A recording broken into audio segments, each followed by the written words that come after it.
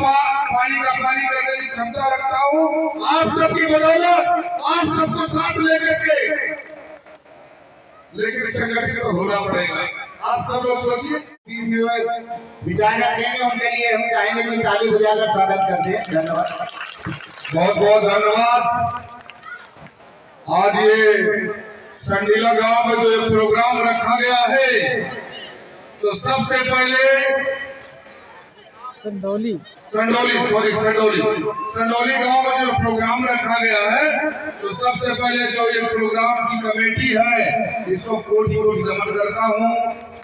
सामने बैठे हमारे जो शेर और शेरनियां हैं, जो संविधान की रक्षा के लिए निरंतर काम कर रहे हैं, इनको भी मैं बहुत बहुत बधाई देता हूँ।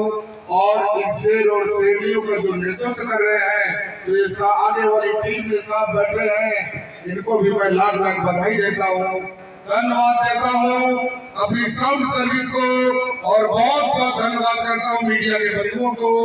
बाबा साहब डॉक्टर भीमराव अम्बेडकर के चरणों में सबसे नमन करता हूँ, और नमन करता हूँ महात्मा बुद्ध के चरणों में। आज ये जो प्रोग्राम रखा गया है, ये है समाज को आगे बढ़ाने के लिए एक गोष्ठी बनाई जा रही। क्या करना क्या है, बाबा साहब डॉक्टर भीमराव अम्बेडकर ने अकेले इतना इस समाज के लिए कर दिया, इस देश के लिए कर दिया, इस देश के सारे महापुरुष मिलकर के नहीं कर सकते।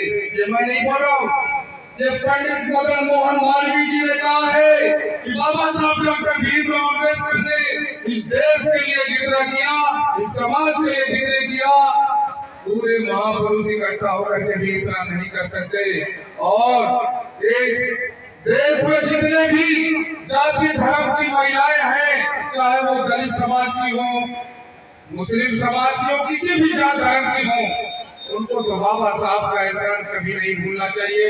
क्योंकि इस देश में जो प्रथा चलाई गई, सबसे ज्यादा अत्याचार महिलाओं के ऊपर होता था कि नहीं होता था, लेकिन बाबा साहब ने ऐसे संविधान में ऐसे पॉइंट और ऐसे लिखे, ताकि महिलाओं को पूरे के पूरे संविधान में जो संशोधन किए गए, इतना आप सबको बराबरी का सम्मान मिल गया।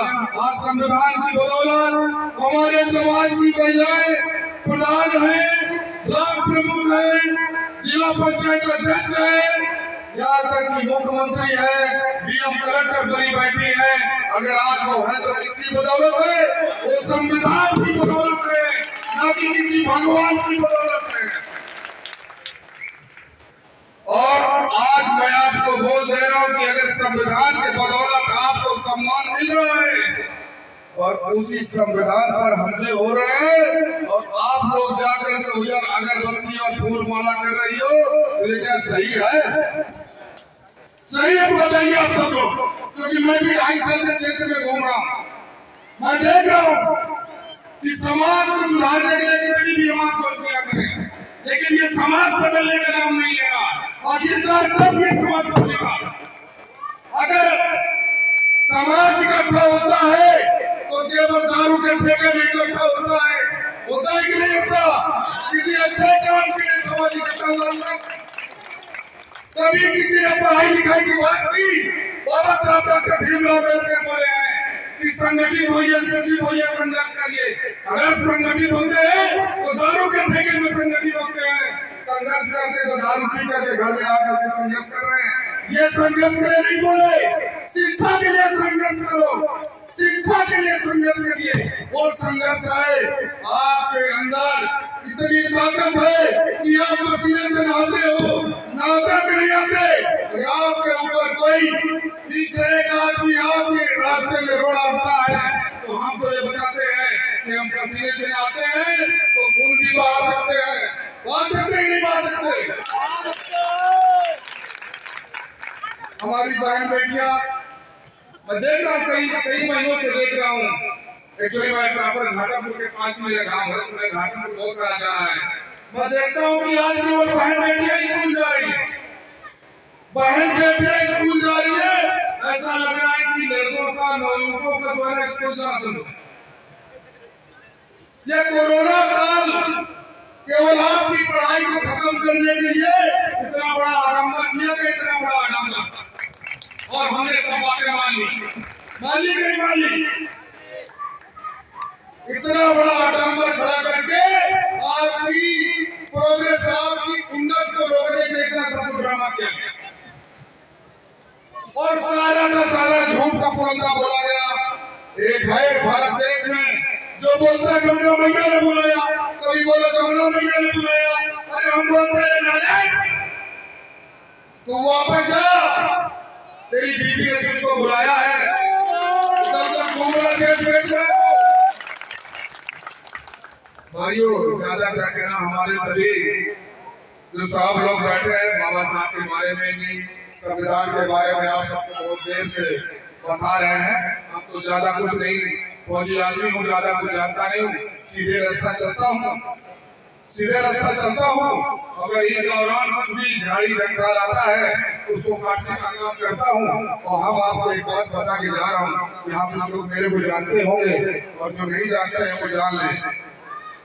ये साहब लोग आप सबको बता के जाएंगे, इनकी बातें अपने दिमाग में उतारो और फौजी भारत भूषण संघवार को पहचानना भी शुरू करो। आपके प्रोग्रेस में, आपकी आंख बात में कहीं आ जाए तो फौजी भारत भूषण संघवार को याद करो।